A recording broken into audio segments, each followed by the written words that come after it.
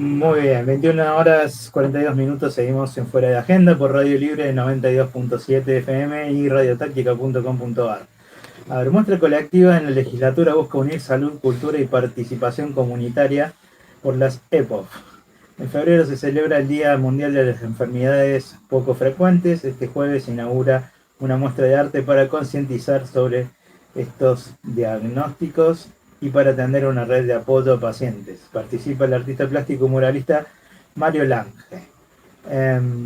La exposición se realizará a las 18 horas y quienes visiten podrán ver las obras realizadas por los diferentes artistas, que además son personas con enfermedades poco frecuentes. También se sumará, como dijimos, Mario Lange en la legislatura nueva, mientras se me abre un pop-up que no se quiere cerrar.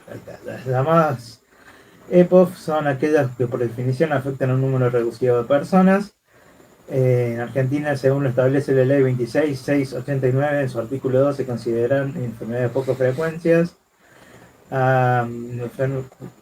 aquellas cuya prevalecencia poblacional es igual o inferior a una en 2000 personas.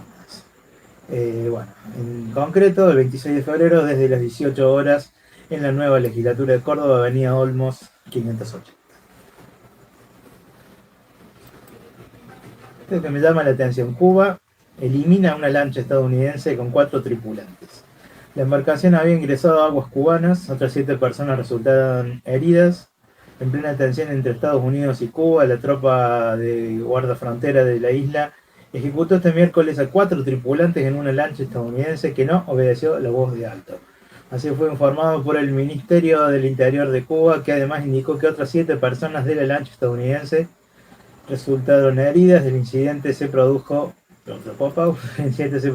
cuando detectaron que una lancha rápida infractora dentro de las aguas territoriales cubanas con matrícula de Florida, Estados Unidos, con folio FL 7726 SH. Bueno, llamativo, ¿no? Por primera vez se da al revés. Ojo que esa noticia es preocupante, Sí, muy preocupante, sí. porque Por la represalia. Porque puede ser tomado como un ataque a Estados Unidos y una represalia militar. Hasta ahora Estados Unidos ha rodeado la isla y no permite que llegue ningún tipo de transporte de combustibles.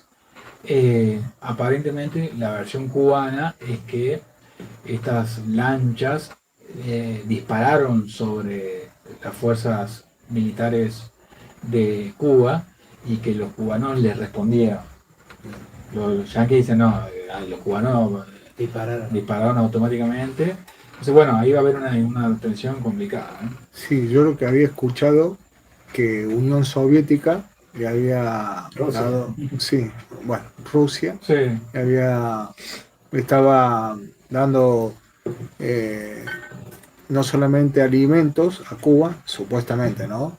Sí. Digo yo supuestamente porque hay que tomarlo todo con pinza, sino que también estaba dando elementos bélicos también. No sé cuánto será de verdad, cuánto no será de verdad. Sí, obviamente habrá que verlo. Hasta ahora lo que sí se sabe es que México mandó un barco con ayuda humanitaria. Se habla de que China está proveyendo de paneles solares para una reconversión energética de la isla, pero hasta que eso ocurra va a llevar muchísimo tiempo. Hay una dependencia de la generación de energía a través de los combustibles. Entonces, al haber un cerco y un bloqueo de que Venezuela ya no puede proveer de barcos con petróleo, hay que ver qué ocurre si Rusia finalmente, ese va a ser otro momento de tensión, si Rusia manda barcos petroleros, qué va a pasar con Estados Unidos, si va a impedir a barcos rusos que lleguen a Cuba, ¿no? Bueno, habrá que ver. Bueno, ahí pone un like a María Viola, la hermana de Juan Domingo Viola, sí, ambos funcionarios. No, sí. Bueno, me parece que nos están escuchando, así que le mando un saludo y le mando un saludo María José Viola. María José. A Mónica Victoria Chonoski, que nos está escuchando. Le mandamos un saludo grande. La que nos mandó el mensaje ahí de. Acaba de mandar que mención Nano. Para nosotros Nano. Tenemos la columna operador, bueno. Vamos a escuchar por primera vez en este año la columna del antropólogo Dr. Borghi, así que dura unos 9 minutos. Ya después de eso vamos a escuchar de Basalo y nos vamos, porque ya tenemos poco tiempo. Nos quedamos hablando, se nos hizo corto el programa. Pero bueno. Yo creo que tenés que tener un programa de 5 horas, Mariano. 5 horas. Como yo tuve alguna vez. Como tuviste en algún momento de deportes. Sí, el golazo de la sección. Bueno, escuchemos a Lautaro. Buenas noches, Mariano, y a toda la audiencia. En la columna de hoy vamos a empezar a desandar y a observar desde una óptica antropológica lo referido recientemente a la ley bien de reforma laboral o de retroceso laboral, como me gusta decirle a mí, justamente porque bueno, no hay ninguna consigna a favor de los trabajadores, y en base al análisis de varios analistas nacionales e internacionales se plantea justamente una paraguayización o una peruanización en realidad de la economía, y en particular del universo laboral, ¿no? Y yendo punto por punto de la reforma laboral que va a cambiar la vida de los trabajadores argentinos, vemos justamente que entre las modificaciones o la regla general en realidad de las modificaciones va a ser justamente la del debilitamiento de la representación gremial de los empleados, bien, un hecho que bueno, prácticamente los va a obligar a aceptar las condiciones y los salarios que imponga el sector, hablo bien, empresarial. Entonces este proyecto que prácticamente está aprobado porque tiene que tener el visado del Senado en base a un solo artículo que se logró modificar, en realidad sacar lo que es el artículo 44, los trabajadores prácticamente quedan debilitados en la representación a la hora, por ejemplo, de negociar convenios colectivos de trabajo de cada sector.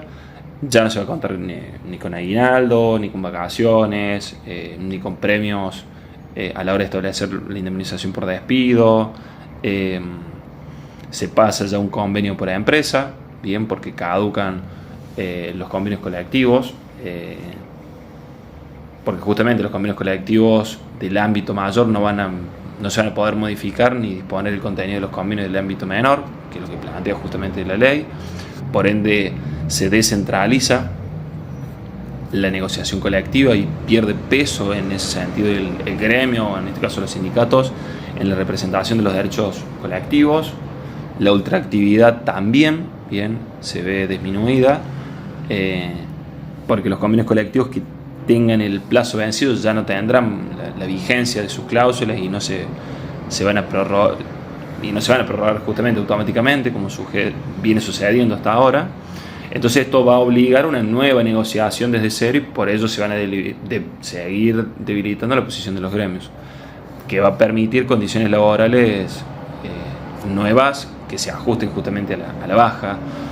En ese sentido también va a surgir la figura de este salario dinámico, que busca flexibilizar la remuneración del empleado y construirlo en base a los aumentos por productividad y a los resultados que la empresa obtenga, en vez de tomar como base, por ejemplo, la inflación. Bien.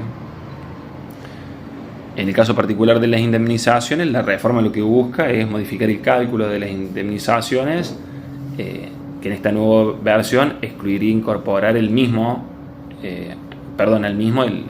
aguinaldo, los premios y las vacaciones. Entonces, esto va a reducir el monto final, reemplazado por un fondo de cese laboral, que a su vez, encubierto, hay una destrucción del ANSES, buscando, porque eso se va a financiar a través del ANSES, que después vamos a tener una nueva discusión en la cual, bajo la excusa de las malas jubilaciones o las paupérrimas jubilaciones que tienen hoy por hoy los jubilados, se va a buscar la vuelta de la FJP, la privatización. Entonces, volviendo a hablar de las indemnizaciones, vamos a tener un sector empresario que se les van a reducir a su vez las multas por tener empleados no registrados, y se van a limitar los conceptos salariales a considerar. Se mantiene el criterio de pago al trabajador de una indemnización equivalente a un mes de sueldo por cada año de servicio o fracción mayor de 3 meses. Luego después tenemos la cancelación de sentencias judiciales donde la reforma establece que el despido sin justa causa es total y definitivo, lo que le va a impedir al trabajador iniciar nuevos reclamos por errores, bien en el establecimiento de conceptos no incluidos o de cálculos. Y a su vez ese pago se puede hacer en cuota, o sea, es totalmente leonino. Tenemos el famoso FAL o el Fondo de Asistencia Laboral, que se hace para financiar estos despidos, que venimos hablando antes. El famoso banco de horas, que va a permitir acumular horas trabajadas en exceso durante las épocas en las que haya picos de demanda, para después compensarlas con descansos, pero bueno, justamente no se pagan las como correspondía con la ley nueva de trabajo, la 2744, las horas extras. Bien, ya las vacaciones se fijan, ya el trabajador no puede tomarlas bajo su propia voluntad, sino que tienen que ser pautadas y prefijadas por el empleador. Entonces se empiezan a fraccionar en periodos mínimos de 7 días de corrido. Entonces lo puede fijar el empleador, por ejemplo, en base a la productividad de la empresa, y eso trae toda una desorganización familiar. Se puede hacer el pago en moneda local, extranjera o especie, o sea, te pueden pagar con ticket canasta, con alimentos, en fin. Es totalmente medieval esta medida. Después tenemos la limitación al derecho a huelga, y eso va en contra de convenios establecidos en base constitucional de la OIT, que tiene nuestra constitución de rango constitucional. En